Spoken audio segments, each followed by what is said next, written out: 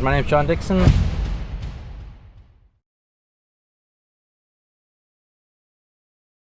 Here we're doing quite an interesting tip on how to hit the ball high and low without changing your swing or your ball position.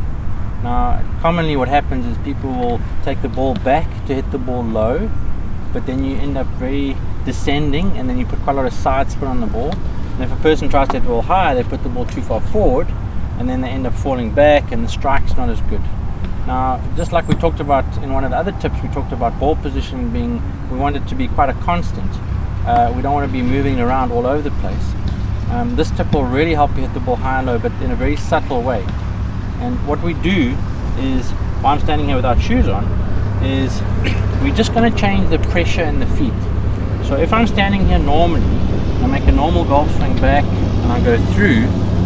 If I change the pressure, and what I'm going to do to illustrate this is, I just grab with my right foot, and what happens is when I grab a little bit with my right foot, when I swing back, I tend to make about 15% more shoulder turn, and I'll be quite nicely loaded on this side.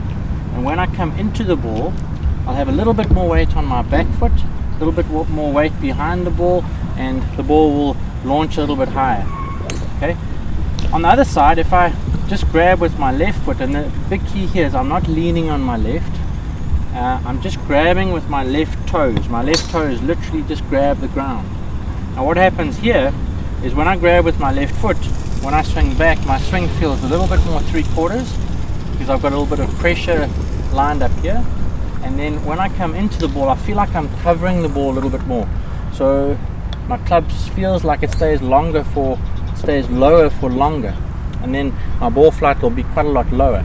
The beauty of this is it's very subtle. So if I stand here, grab with my right, grab with my left, there's not really any significant change in my body, and definitely no change in me physically feeling this in the golf swing. It's just pressure in my feet. And go and try this at home. You can try it from chipping to driving, and you will change the height of the ball flight, which is very helpful when you play in the wind.